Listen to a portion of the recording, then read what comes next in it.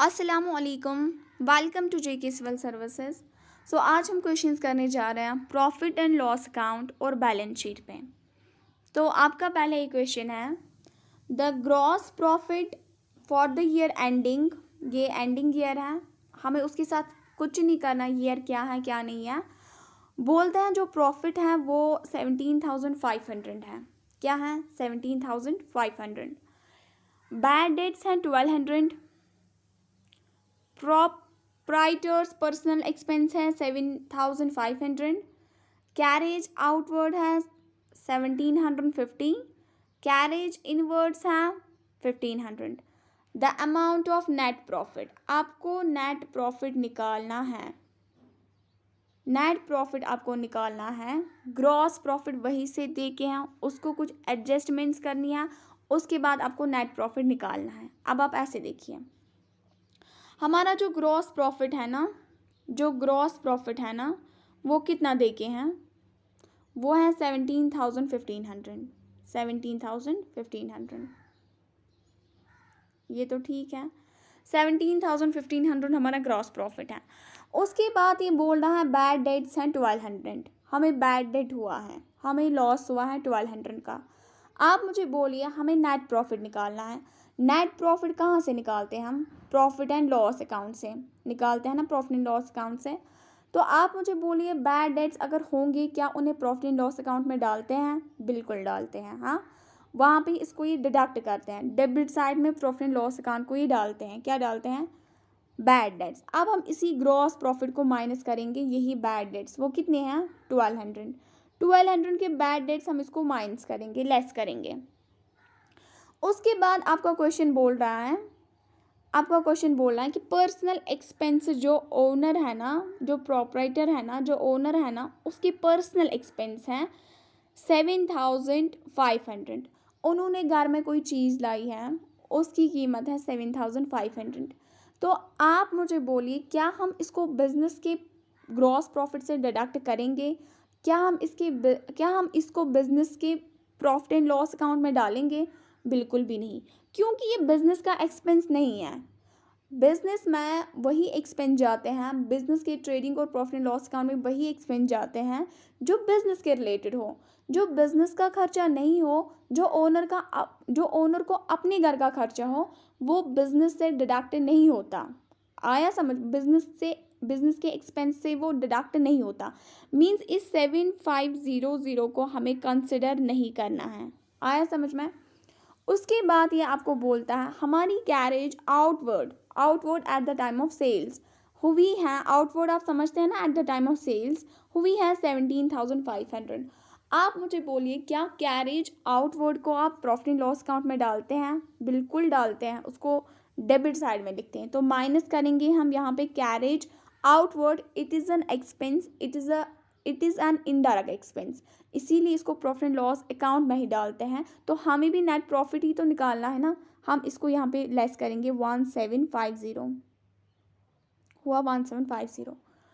उसके बाद ये आपको बोलता है हमारी कैरेज इनवर्ड्स हैं 1,500। अब ये भी एक्सपेंस है, कैरेज इनवर्ड भी एक्सपेंस है। It is at the time of purchase we incur carriage inward expense at the time of purchase. ये परचेज के टाइम पे एक्सपेंस होता है। अब ये तो है एक्सपेंस। आप मुझे बोलिए, हमें नेट प्रॉफिट निकालना है। ग्रॉस प्रॉफिट इन्होंने खुद निकाला है, तो आप मुझे बोलिए, क्या ये कैरेज इनवर्ड लेस होगा इस ग्रॉस प्रॉफिट को? बिल्कुल भी नहीं, क्योंकि ये कैरेज इनवर्ड लेस होता, ये डेबिट साइड में लिखा जाता है ट्रेडिंग अकाउंट के डेबिट साइड में ये लिखा जाता है, डेबिट साइड में।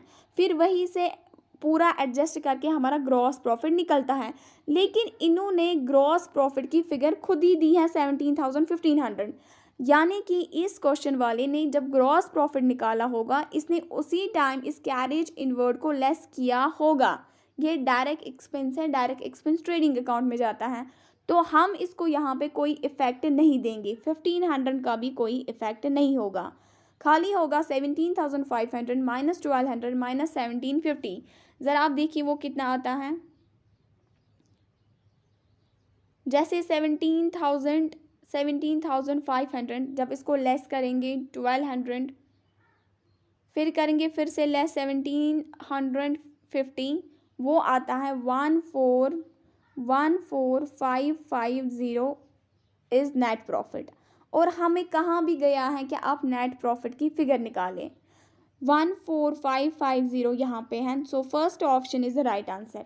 फिर से मैं आपको समझाऊंगी, इन्होंने ग्रॉस प्रॉफिट को खुद ही कैलकुलेट किया है 17,500।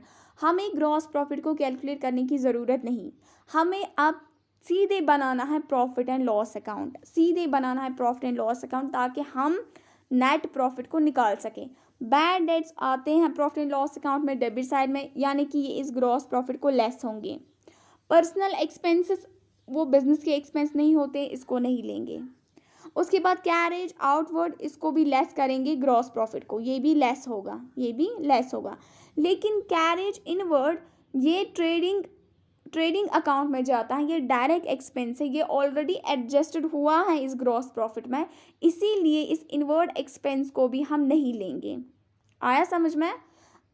हमें क्या होगा, इन शॉर्ट हमें होगा 17500 माइनस 1200 माइनस 1750, वहाँ से आपका नेट प्रॉफिट निकलेगा जो है 14550। अब ये वाला क्वेश्चन देखें। क्वेश्चन पूछता है गुडविल क्या है। Goodwill is current asset, tangible asset, intangible fixed asset and investment. तो ये सब जानते होंगे, गुडविल जो है ना वो इंटेंजिबल फिक्स्ड एसेट है। ये हमारा फिक्स्ड एसेट तो है, लेकिन ये वो फिक्स्ड एसेट है जिसको देखा नहीं जा सकता, वैल्यू तो होता है इसका, लेकिन इसको हम छू नहीं सकते, टच नहीं कर सकते, इसीलिए बनता है इंटेंजिबल। इट्स गुडविल को अगर आप डिफाइन करेंगे ना, गुडविल क्या होती है, goodwill is simply the reputation of the business, जो इसको हेल्प करती हैं सुपर प्रॉफिट्स लेने में। आया आपको समझ में? इससे बिजनेस को फायदा होता है। It is simply a reputation of the business.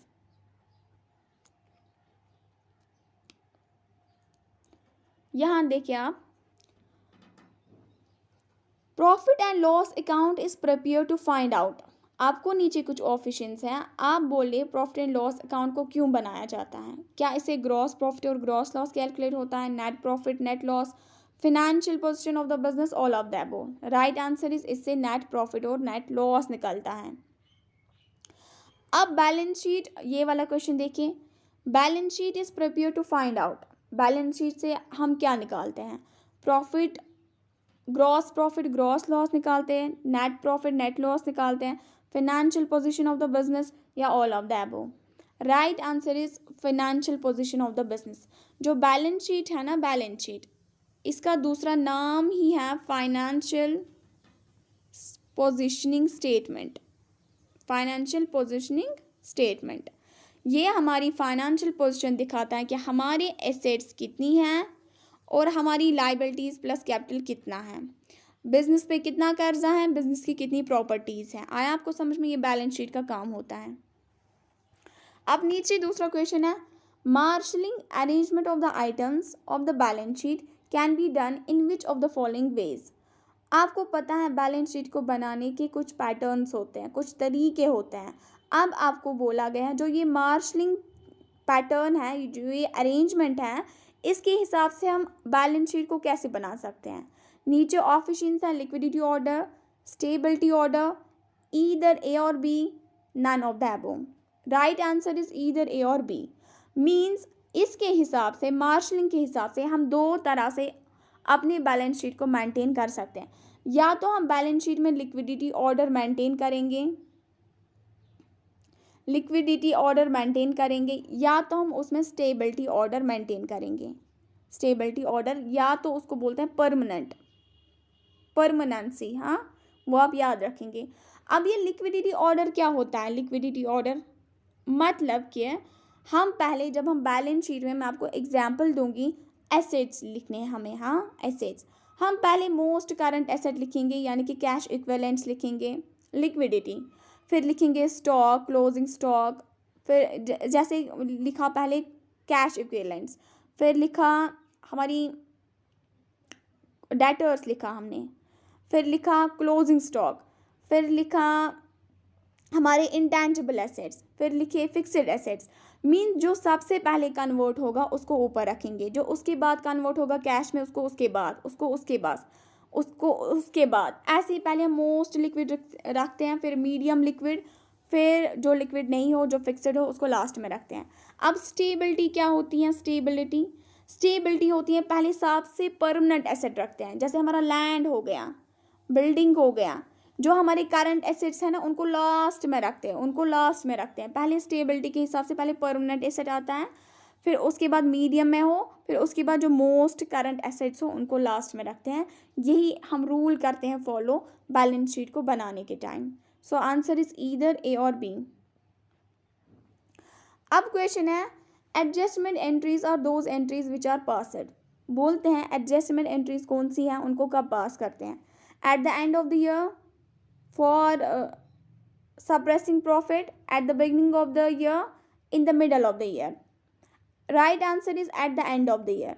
देखिए अगर हमें कुछ एडजस्टमेंट लगानी होगी ना, मतलब अगर किसी जगह हमें लगता है हमने वेजेस दिए हैं 500, लेकिन असल में वेजेस थे 1000, कितने थे 1000, तो हमारे आउटस्टैंडिंग वेज जो लास्ट में रहता है ना, इसको हम लास्ट में फिर बोलते हैं अच्छा हमें असल में 1000 देना था, हमने 500 ही दिए, तो इसको लास्ट में हम एडजस्ट करते हैं, लास्ट में at the end of the year जो हमें लगता है, क्योंकि हमारी अकाउंटिंग के प्रिंसिपल्स बोलते हैं जो भी एक्सपेंस हो इस साल का, चाहे आपने पे किया हो या ना किया हो, चाहे कैश की पेमेंट हुई हो या ना हुई हो, आपको वो ज़रूर इसी साल रिकॉर्ड करना है।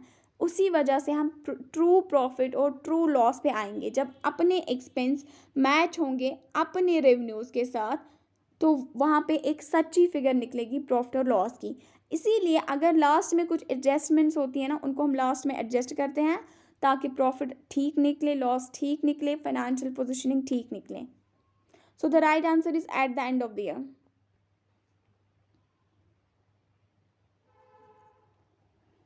यहाँ देखें, prepaid rent is shown in the balance sheet. आपको प्रीपेड रेंट है, आपको बोला गया है आप बैलेंस शीट में इसको कहाँ पे दिखाएंगे? प्रीपेड रेंट को बैलेंस शीट में कहाँ दिखाएंगे? क्या आप इसको करंट लायबिलिटी दिखाएंगे? क्या आप इसको इनकम दिखाएंगे? क्या आप इसको करंट एसेट्स दिखाएंगे? क्या आप इसको फिक्स्ड एसेट्स दिखाएंगे? ये जो प्रीपेड रेंट है ना, इसका मतलब ये है हमें इस साल की रेंट बनती थी 5000, लेकिन हमने लैंडलॉर्ड को 10,000 दिए। 10,000 जो दिए, अब हमने क्या किया है, हमने अगले साल की एडवांस पेमेंट की है, अगले साल की एडवांस पेमेंट हुई है। एडवांस पेमेंट कितना हुआ है? 5,000। तो अब क्या करेंगे, हमें क्या करना है, हमें इसको अपनी बैलेंस शीट में एज अ करंट एसेट दिखाना है, एज अ करंट, क्योंकि ये फिक्स्ड एसेट नहीं है, ये with in the passage of time अगले साल ही ख़त्म हो जाएगा, जब हम इसका बेनिफिट लेंगे तो ये ख़त्म ही हो जाएगा ये एसेट। तो तब तक, जब तक ये ख़त्म हो जाए तब तक हमें इसको एज अ करंट एसेट दिखाना है। हम इसको एक्सपेंस ट्रीट नहीं कर सकते इस साल में। इस साल का खर्चा खाली 5,000 था, वो प्रॉफिट एंड लॉस अकाउंट को चार्ज होगा, वो उसमें दिखाएंगे, लेकिन जो ये एक्स्ट्रा 5,000 हमने पेमेंट की है ना, ये हमारा एक्सपेंस नहीं है इस साल का, ये हमारा एसेट बनता है। हमारा पैसा किसी के पास है तो ये हमारा करंट एसेट बनेगा, इसको बैलेंस शीट में एज अ करंट एसेट दिखाएंगे। Current asset is the right answer.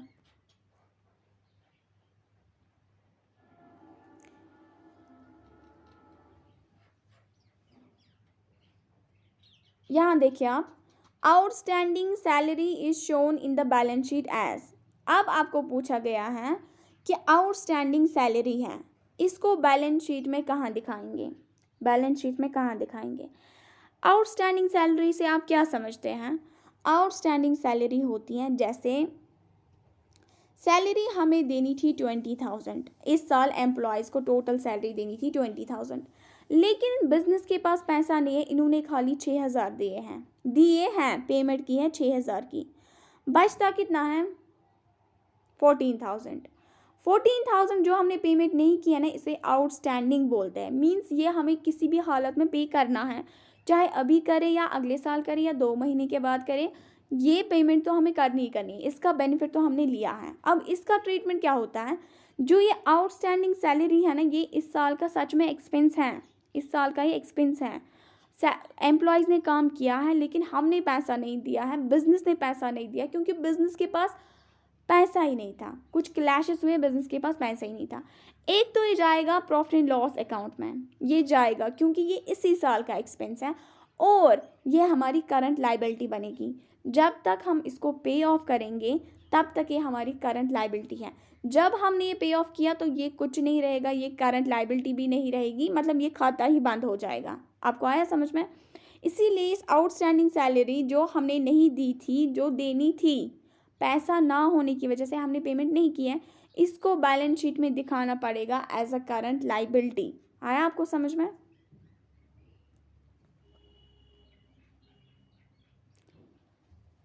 यहाँ देखिए आप, क्वेश्चन है prepaid expense of the financial year relate with.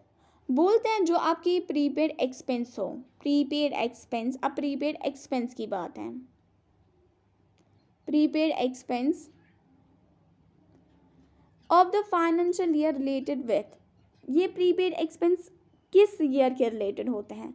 क्या ये लास्ट फाइनेंशियल ईयर होता है, फॉलोइंग फाइनेंशियल ईयर होता है, करंट फाइनेंशियल ईयर होता है, नन ऑफ दीज होता है? इनमें से आपको बोलना है क्या होता है। अगर आप समझेंगे ना, प्रीपेड एक्सपेंस मतलब आपको अभी एक्सपेंस नहीं हुआ था, आपको अभी एक्सपेंस नहीं हुआ था, आपने पहले ही पेमेंट की है, आपने पहले ही पेमेंट की है। फॉर एग्ज़ाम्पल, आपको इलेक्ट्रिसिटी बिल देनी थी, इलेक्ट्रिसिटी बिल देनी थी 1000 की, लेकिन आपने अगले साल 2000 भी पेमेंट की है। अगले साल जो 2000 देना था ना, वो भी आपने इसी टाइम पेमेंट की है, वो भी आपने इसी टाइम पेमेंट की है। तो क्या होगा कि ये आपको इस साल का एक्सपेंस नहीं है, ये प्रीपेड जो आपने एडवांस की है ना, प्रीपेड होता है एडवांस, ये आपको अगले साल का एक्सपेंस बनेगा। तो ये किस ईयर के रिलेटेड है? Following financial year is the means next year या following year is the right answer for this question. अब आप ये वाला क्वेश्चन देखें। क्वेश्चन है what will be the treatment of accrued interest if appearing in the trial balance, if appearing in the trial balance. अगर accrued interest है, अगर accrued interest है तो बोलता है अगर एक्रूड इंटरेस्ट है और वो भी ट्रायल बैलेंस में है, मींस आपको इसके बाद ट्रायल बैलेंस के बाद आपको फाइनेंशियल स्टेटमेंट्स को बनाना है। ट्रायल बैलेंस देके आपको फाइनेंशियल स्टेटमेंट्स बनाने, लेकिन कंडीशन क्या है? आपको बोल रहा है कि आपका जो एक्रूड इंटरेस्ट है ये ट्रायल बैलेंस के अंदर है, तो आप इसे कहाँ दिखाएंगे? नीचे कुछ ऑप्शंस हैं। It will be shown on the asset side of balance sheet, it will be shown on the credit side of profit and loss account as an income, it will be shown on the liability side of the balance sheet, it will be shown on the credit side of trading account। Options मतलब कौन सी right है, उससे पहले मैं आपको समझाऊंगी accrued interest क्या होता है। एक्रूड इंटरेस्ट होता है मीन्स आपने इंटरेस्ट अर्न किया है, इंटरेस्ट आपने अर्न किया है लेकिन but not received in cash, received yet, but not received yet, interest earned but not received yet, या accrued income होती है income earned but not received yet।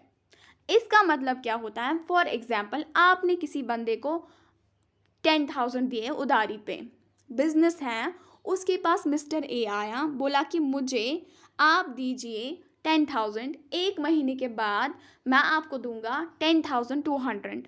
एक महीना हो गया, उसने बोला हाँ बिल्कुल मैं आपको 10,200 वापस दूंगा, लेकिन इस टाइम नहीं, मैं आपको 2 महीने के बाद दूंगा, मुझे पैसे नहीं है। मगर ये इनकम कब की है? ये इस महीने की इनकम है, मीन्स ये इनडायरेक्ट इनकम है बिजनेस के लिए। बिजनेस इसके साथ डील नहीं करता है, पैसा लेना देना, कभी कभार इन्वेस्टमेंट लगाते हैं बैंक से, वो उनकी इनडायरेक्ट इनकम होती है। हम बैंकिंग बिजनेस की बात नहीं कर रहे हैं, हम मैन्युफैक्चरिंग बिजनेस की इस टाइम बात कर रहे हैं। तो क्या हुआ, इसने ये 200 कमाए तो हैं लेकिन नहीं लिए हैं अभी, तो इसका इफेक्ट क्या होता है? इसका जनरल इफेक्ट रहता है, मैं आपको जनरल में बोलूँगी।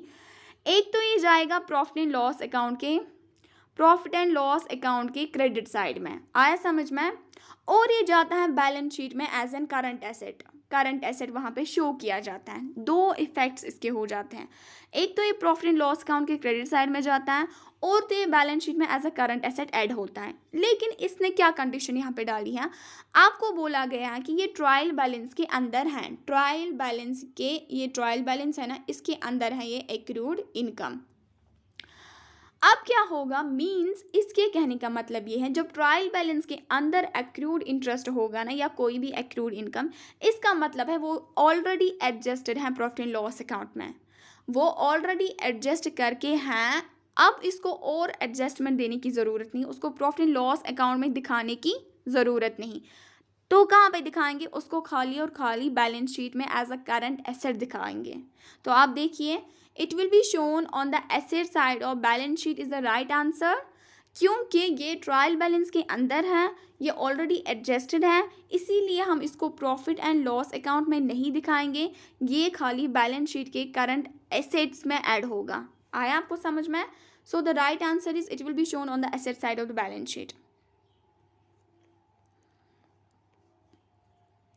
यहाँ देखिए आप, क्वेश्चन है net profit before the following adjustments, net profit देके हैं, नेट प्रॉफिट देके हैं लेकिन कुछ एडजस्टमेंट से पहले, मींस आपको एडजस्टमेंट्स करनी है, उसके बाद फिर से नेट प्रॉफिट निकालना है, हमें निकालना है नेट प्रॉफिट आफ्टर एडजस्टमेंट्स। आया समझ में? हमें देखे हैं प्रॉफिट बिफोर एडजस्टमेंट्स, हमें निकाला है नेट प्रॉफिट आफ्टर एडजस्टमेंट्स। अब एडजस्टमेंट्स क्या है, आउटस्टैंडिंग सैलरी 10,000 है, आउटस्टैंडिंग सैलरी 10,000 है, प्रीपेड इंश्योरेंस 13,000 है, कितना 13,000 है। अब कर लेंगे एडजस्टमेंट्स, अगर ये नेट प्रॉफिट यहाँ पे है कितना है 1,80,000, आया समझ में 1,80,000। तो आप मुझे बोलिए आउटस्टैंडिंग सैलरी इसको क्या होगा, मीन्स सैलरी है ना वो ड्यू हुई है, एम्प्लॉयज़ ने काम किया है, सैलरी चढ़ी है उनकी 10,000, लेकिन अभी हमने नहीं दिया है, अकाउंटिंग को उसके साथ वास्ता नहीं है आपने दिया है कि नहीं, अकाउंटिंग को इससे वास्ता है कि अगर आपको ये इस साल का सच में एक्सपेंस है, आपको ये इसी साल रिकॉर्ड करना है, आपको ये इसी साल प्रॉफिट एंड लॉस अकाउंट से डिडक्ट करना है ताकि आपको सच्ची फिगर आए प्रॉफिट और लॉस की। तो ये इसी साल का सच में एक्सपेंस है, इसको माइनस करेंगे 10,000, आउटस्टैंडिंग सैलरी क्या होगी, इसको माइनस होगी ये। उसके बाद क्या है, उसके बाद है प्रीपेड इंश्योरेंस। इंश्योरेंस देना भी एक्सपेंस होता है, इंश्योरेंस देना भी एक्सपेंस होता है, लेकिन प्रीपेड होता है एडवांस इंश्योरेंस आपने पे किया है, मींस आपने इस साल का पे तो किया, आपने अगले साल का भी किया है पे, और वो अगले साल जो प्रीपेड एडवांस इंश्योरेंस है ना वो 13,000 है। आप मुझे बोलिए पेमेंट तो गई है, लेकिन हमारी अकाउंटिंग बोलती है इस साल का एक्सपेंस इस साल में रिकॉर्ड करो, जो अगले साल के साथ डील करता है वो अगले साल ही रिकॉर्ड करना है। आप मुझे बोलिए ये इस साल का है कि ये अगले साल का है, ये प्रीपेड इंश्योरेंस है ना ये अगले साल का है, नेक्स्ट ईयर, ये नेक्स्ट ईयर का एक्सपेंस है, ये इस साल रिकॉर्ड नहीं होगा, इसीलिए हम इसको ऐड करेंगे, इस नेट प्रॉफिट को इसको ऐड करेंगे। आप समझ रहे हैं ना हम कैसे ऐड कर रहे हैं इसको वापस, मैं आपको बोल रही हूँ नेट प्रॉफिट इतना है, लेकिन कुछ एडजस्टमेंट करने से पहले हमें कुछ एडजस्टमेंट लगानी है, उसके बाद हमें निकालना है नेट प्रॉफिट आफ्टर एडजस्टमेंट्स। हमने आउटस्टैंडिंग सैलरी को माइनस किया, क्योंकि ये सैलरी इसी साल का एक्सपेंस है, ये इसी साल डिडक्ट होगा, ये इसी साल प्रॉफिट को लेस होगा। आया समझ में? प्रीपेड इंश्योरेंस भी एक्सपेंस होता है, प्रीपेड नहीं, मैं आपको इंश्योरेंस की बात बोलती हूँ, इंश्योरेंस भी एक्सपेंस होता है, लेकिन अब मसला क्या हुआ, ये इंश्योरेंस प्रीपेड है, ये एक्सपेंस हमने एडवांस में पे किया है, तो ये इस साल के प्रॉफिट को कैसे आप डिडक्ट करेंगे, ये तो इस साल के प्रॉफिट को ऐड ही करना है ना वापस। तो आप देखिए 1,80,000 प्लस दीजिए आप 10,000, वहाँ से कितना निकलता है 1,90,000, इसको लेस करेंगे, इसको ऐड करेंगे, आई मीन से 1,80,000 को आप माइनस करें 10,000, वहाँ पे कितना आता है 1,70,000। अब आप 1,70,000 को ऐड करेंगे 13,000, कितना 13,000, वो बनता है 1,83,000. 1,83,000 is the net profit after adjustments. So the right answer is B. आपको आया समझ में? 1,80,000 हमारा प्रॉफिट था बिफोर एडजस्टमेंट्स. इसको सैलरी एक्सपेंस जो सच में एक्सपेंस है वो लेस होगा. इसको वो एक्सपेंस वापस ऐड करेंगे जो इस साल का एक्सपेंस था ही नहीं. ये तो हमने किया है पे, लेकिन ये इस साल का एक्सपेंस था ही नहीं. हम इसको वापस जोड़ेंगे, प्रॉफिट को फिर से बढ़ाएंगे. कितना? 13,000. तो वो आता है 1,83,000 is the right answer. So this is your right answer. यहाँ देखिए, क्वेश्चन बोल रहा है which of the following will not appear in the profit and loss account of a business. नीचे कुछ चीज़ें हैं, आपको बोलना है कि प्रॉफिट एंड लॉस अकाउंट में क्या नहीं जाएगा. आप मुझे बोलिए interest, bad debts, accrued income, इनको एडजस्ट करना पड़ता है हमें प्रॉफिट एंड लॉस अकाउंट में. लेकिन ड्राइंग्स है ना, drawings is the right answer, क्योंकि ड्राइंग्स को हम डिडक्ट करते हैं फ्रॉम कैपिटल. ये कैपिटल को लेस होता है, प्रॉफिट एंड लॉस अकाउंट को नहीं. आया समझ में? बाकी सबको हमें एडजस्टमेंट्स लेनी होती हैं प्रॉफिट एंड लॉस अकाउंट में. Drawings is the right answer. Question पूछा गया है, क्वेश्चन पूछा गया in which statement would you find all assets, liabilities, income, expenditure the capital. आपको बोला गया है जो ये assets, liabilities, income, expenditure, capital, ये किस में जाएंगे? क्या ये बैलेंस शीट में होंगे? सारे के सारे आपको बोलने हैं. प्रॉफिट एंड लॉस अकाउंट में, ट्रायल बैलेंस में, नन ऑफ दीज. अगर आप पहले करेंगे ना बैलेंस शीट की बात, इसमें आते हैं बैलेंस शीट में एसेट्स, लाइबिलिटीज और कैपिटल. अगर आप करेंगे ना प्रॉफिट एंड लॉस अकाउंट की बात, इसमें आता है इनकम, एक्सपेंडिचर. अगर आप करेंगे ना ट्रायल बैलेंस की बात, इसमें आता है assets, liabilities, capital, income, expenditure, इसमें सारा आता है. तो आपको यही पूछा गया किस स्टेटमेंट में आप ये सारा देखोगे. तो right answer is trial balance. Trial balance is the right answer. यहाँ देखें, क्वेश्चन है balance sheet disclose the financial portion of a business. कब ये डिस्क्लोज? क्योंकि बैलेंस शीट को पोजिशनिंग स्टेटमेंट भी कहा जाता है. यू कीप इन माइंड, आप इसे याद रखिए, बैलेंस शीट को पोजिशनिंग स्टेटमेंट भी कहा जाता है. आपको बोला गया है ये कब बनाते हैं? For a given period, on a particular point of time, on a certain fixed date, all of this. Right answer is on a particular date. हम पर्टिकुलर डेट पे बनाते हैं बैलेंस शीट को. ये बहुत ही इंपॉर्टेंट क्वेश्चन है, अक्सर exams में आता है. On a particular date is the right answer. अब आपको बोला गया है the unfavourable balance of profit and loss account should be. Unfavourable balance है प्रॉफिट एंड लॉस अकाउंट में, बोलते हैं उसको क्या इफेक्ट दोगे. नीचे कुछ ऑप्शंस हैं, क्या इफेक्ट दोगे आप? क्या सब्ट्रैक्ट करोगे लाइबिलिटी से? क्या सब्ट्रैक्ट करोगे कैपिटल से? क्या सब्ट्रैक्ट करोगे करंट एसेट से? क्या ऐड करोगे लाइबिलिटी से? पहले आपको समझाना है unfavourable balance in profit and loss account means इसका घुमा फिरा के मतलब तो यही है प्रॉफिट लॉस हुआ है. घुमा फिरा के यही मतलब है. इसने थोड़ा लैंग्वेज चेंज किया है. इसने आपको बोला unfavourable balance in profit and loss account को क्या होगा. शॉर्ट में क्वेश्चन ये है, अगर लॉस है प्रॉफिट एंड लॉस अकाउंट में उसको क्या होगा. Right answer is subtracted from the capital. जो लॉस होता है ना वो कैपिटल को माइनस होता है. जो प्रॉफिट होता है ना वो ऐड होता है प्रॉफिट ऐड होता है कैपिटल को. आपको ख्याल रखना है, लॉस है ना, लॉस वो सब्ट्रैक्ट होता है कैपिटल को, क्योंकि इससे इसकी कैपिटल गिर जाएगी. प्रॉफिट जो है ना वो ऐड होता है कैपिटल, जो ओनर है उसके कैपिटल को ऐड होता है, क्योंकि इससे इसकी कैपिटल बढ़ जाएगी. सो the right answer is subtracted from the capital is the right answer.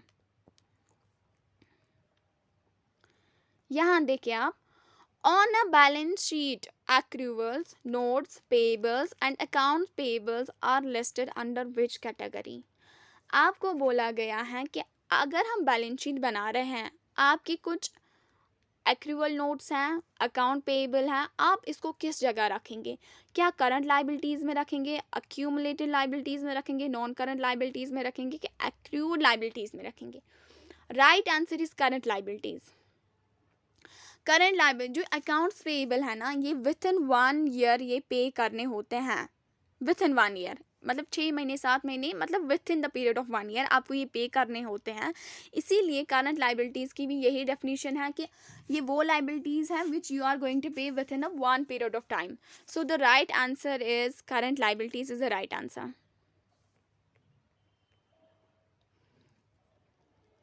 अब आपको पूछा गया है what is the normal balance for liability accounts. बोलते हैं नॉर्मली, आपको ज़्यादा दिमाग चलाने की ज़रूरत नहीं है। डेबिट भी हो सकती है, क्रेडिट भी हो सकती है, क्रेडिट भी हो सकती है, डेबिट भी हो सकती है। आपको नॉर्मल, एबनॉर्मल केस आपको नहीं पूछा है, आपको नॉर्मल केस पूछा है कि लाइबिलिटी अकाउंट्स की बैलेंस क्या होती है। वो क्रेडिट होती है, क्योंकि वो हम पे कर्जा होता है। जो बिजनेस पे कर्जा होता है ना, उसकी लाइबिलिटी तो क्रेडिट ही होती है ना। वो गिवर्स बन जाते हैं बिजनेस को। कभी कभार वो डेबिट में भी जाते हैं, लेकिन कभी कभार आपको एबनॉर्मलिटी केस नहीं पूछा है, आपको पूछा गया नॉर्मली उनकी बैलेंस क्या होती है। Credit is the right answer. यहाँ देखिए आप, income tax paid by a sole proprietor on his business income should be debited to trading account, debited to profit and loss account, deducted from capital account in the balance sheet, none of the above। आपको बोला गया है income tax होता है personally जो owner को खुद की इनकम पे देना होगा। इनकम टैक्स दिया है सोल प्रोप्राइटर ने, जो बिजनेस का ओनर है। सोल प्रोप्राइटर केस है, on his business income should B, on his business income should B. आप मुझे बोलिए ये किसको सब डिडक्ट होगा। ये हम ट्रेडिंग अकाउंट को डेबिट करेंगे, ये हम प्रॉफिट एंड लॉस अकाउंट को डेबिट करेंगे, ये हम डिडक्ट करेंगे इसके कैपिटल अकाउंट को in the balance sheet, none of the above. Right answer is deducted from capital account in the balance sheet. ये इनकम टैक्स है ना, ये इसकी कैपिटल को लेस होता है। इनकम टैक्स जो होता है ना, ये प्रोप्राइटर का केस है, सोल प्रोप्राइटर का केस है। ये इनकम टैक्स को बैलेंस शीट में कैपिटल को डिडक्ट करना पड़ता है, क्योंकि इसने बिजनेस से ये पैसा उठाया है। आप समझे, इसने बिजनेस से पैसा उठाया, इनकम टैक्स दिया, तो ये इसकी कैपिटल को लेस होगा। So this was enough for today. मुझे उम्मीद है आपको समझ आया होगा। With this I am concluding today. Stay blessed.